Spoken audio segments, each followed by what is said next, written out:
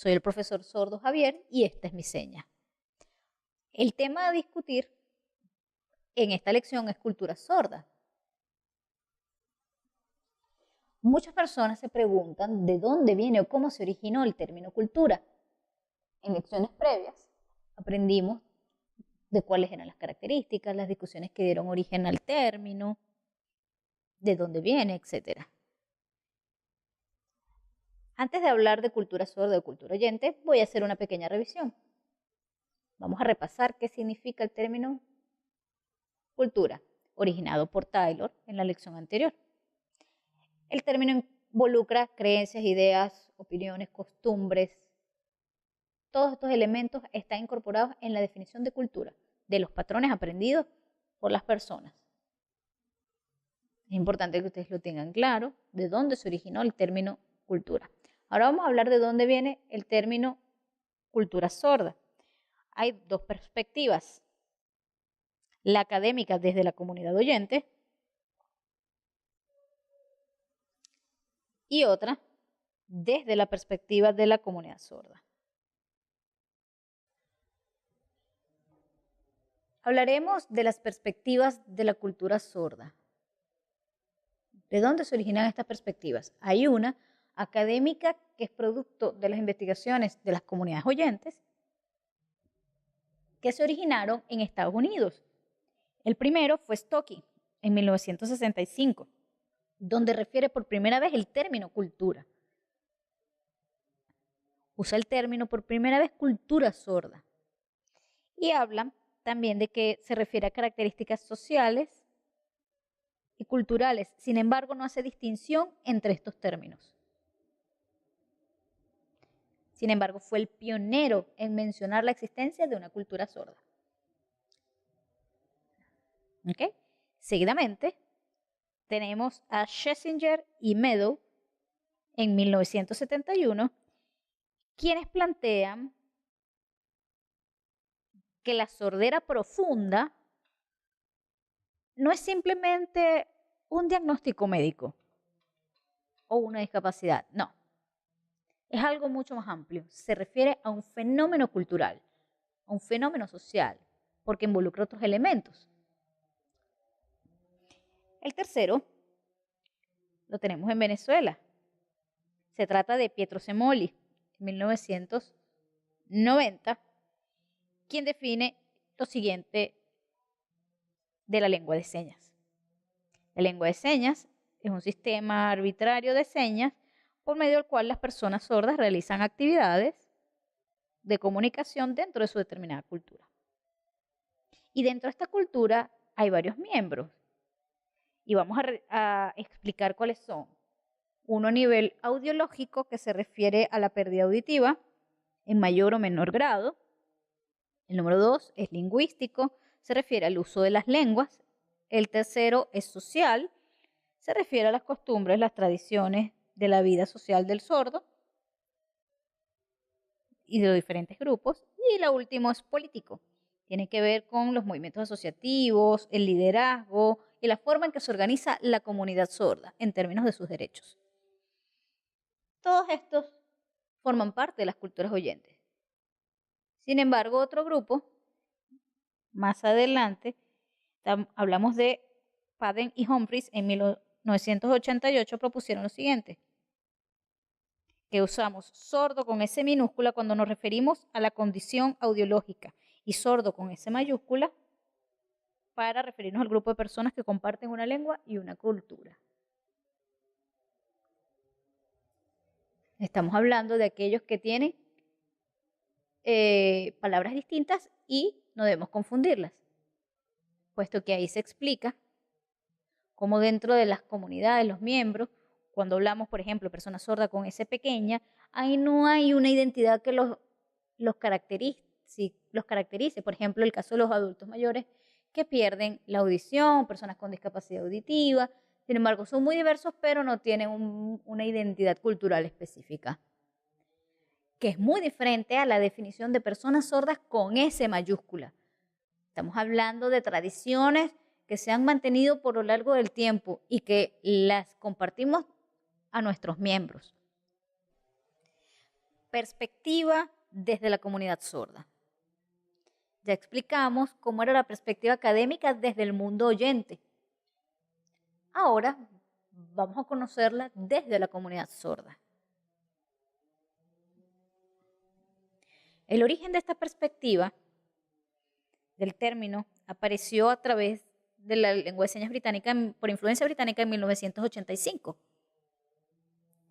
Gracias a su influencia de los británicos, se llegó a Estados Unidos, donde la seña misma, digamos, empezó a masificarse el término desde la cultura sorda. En Washington se originaron los primeros videos, se recopilaron muchos videos donde mostraban términos como la cultura sorda y otros términos como mundo sordo, alrededores sordos, club sordo, comunidades, comunidad sorda.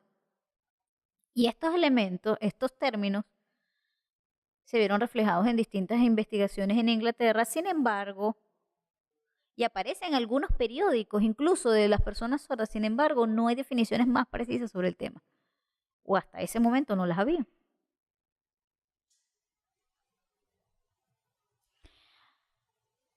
Ahora, a continuación, las definiciones que se originan producto de las lenguas de señas. Por ejemplo, los términos que hablábamos, mundo sordo, multitud sorda, se refiere a los entornos sordos o los alrededores sordos también, a los clubs sordos, conocimiento del mundo sordo.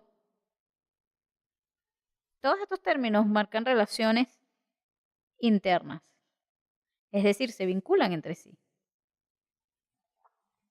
Y se usan para comparar o para dar a conocer cómo se mueve el mundo sordo. De la misma manera que lo hace el mundo oyente, es decir, para distinguir al mundo oyente del mundo sordo. Esto se refleja en LAT y Bajan, quienes investigaron esto que les acabo de explicar.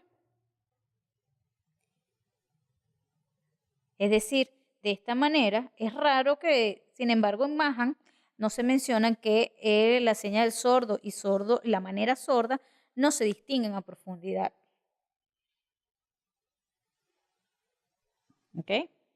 Bajan comenta que el término de la cultura sorda, además de ser aceptado por la comunidad sorda, comienza a tener un significado adicional.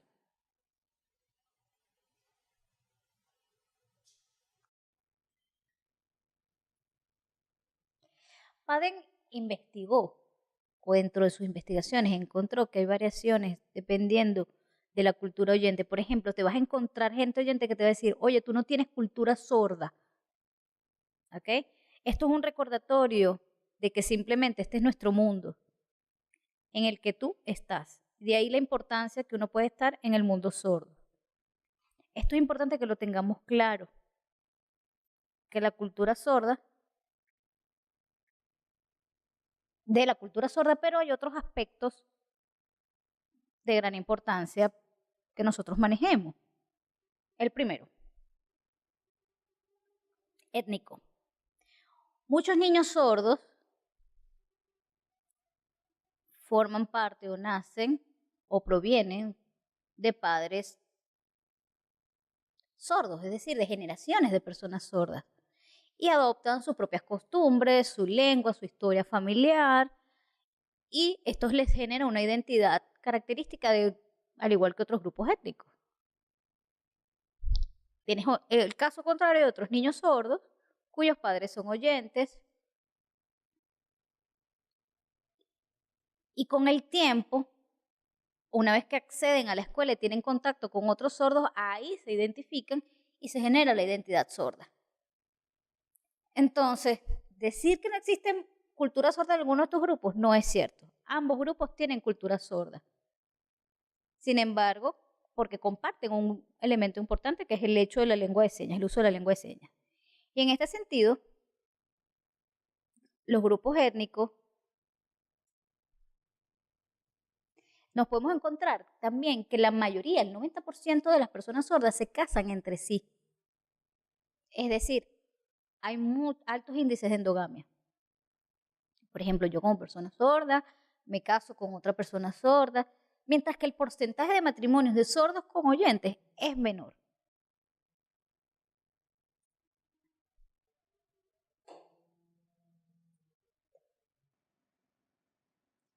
Ya revisamos el aspecto étnico, vamos al segundo aspecto a considerar, que es el lingüístico. Es un punto de suma importancia, ya que el principal elemento unificador de la comunidad sorda es la lengua de señas. Las personas sordas, por ejemplo, cuyos padres son también sordos, incorporan dentro de su identidad los valores de la cultura sorda.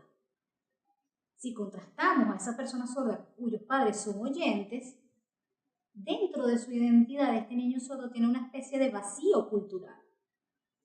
Y posteriormente, cuando éste accede a las comunidades de sordos, ese vacío desaparece, ya que incorpora todos los elementos propios de nuestra cultura como identidad.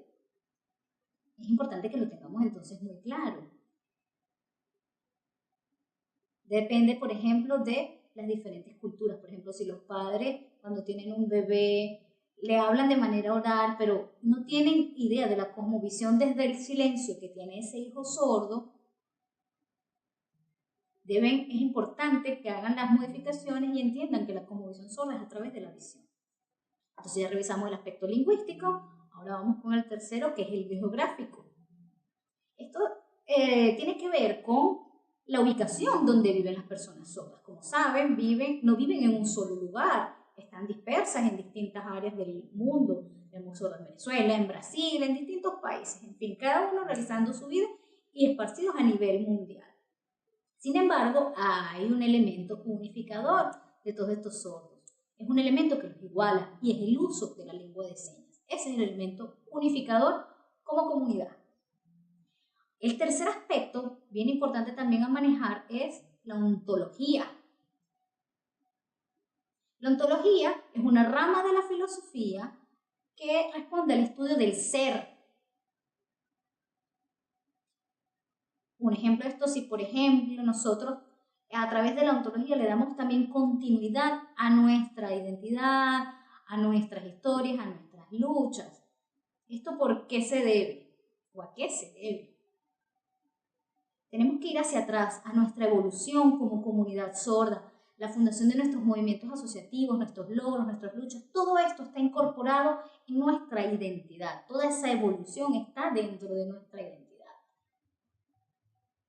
Les voy a dar un ejemplo, donde tenemos, por ejemplo, un grupo. Pensemos un campo donde se realiza cosechas y tú traes trabajadores de diferentes países que trabajan dentro del mismo espacio. ¿Ok? Pongamos, por ejemplo, 3 comunidades. Comunidades de personas alemanas, personas chinas y otro grupo, puede ser suizos, por dar un ejemplo. Estos 3 grupos tienen hijos, ¿verdad? Se casan, tienen familias, tienen hijos. Y en ese intercambio, ¿verdad? Hay una difusión de la información del idioma nativo de cada uno, de cada grupo. Los hijos incorporan esas características idiomáticas de las lenguas originarias de donde vienen, bien sea chino, alemán, lo que mencioné anteriormente, pero esos niños van a compartir con las otras 2 comunidades, como les hablaba, el alemán comparte con el chino y con el sueco, y esos 3 idiomas se configuran, se entrelazan, comparten entre sí. Esto da origen a un fenómeno llamado pidgin, donde estas 3 lenguas, digamos, confluyen y dan origen al pidgin. Estos niños que les comenté anteriormente van a crecer y van a incorporar otros elementos que van a transformar esta lengua. Esto da otro origen a otro fenómeno que es el creole. Y a través de ello vamos a ver cómo las lenguas se van desarrollando, se van expandiendo y se van transformando en el tiempo y cada una de las identidades van dando continuidad en el transcurso del tiempo. Esto es un punto muy importante que ustedes lo manejen, porque se asemeja a la situación educativa de las personas sordas, ya que si, por ejemplo, le damos continuidad al uso de su lengua, la respetamos, su diferencia cultural como personas sordas, el sordo va a tener mayor acceso a las cosas. Sin embargo, si esto no se hace, estamos en presencia de una especie de genocidio cultural hacia las personas sordas, cuando forzamos la oralidad, cuando negamos el uso de la lengua de señas y no damos respeto a la cultura de las personas sordas. Por lo que debemos reconocer esta identidad cultural y permitir que se mantenga en el tiempo, ya que obedece a una historia.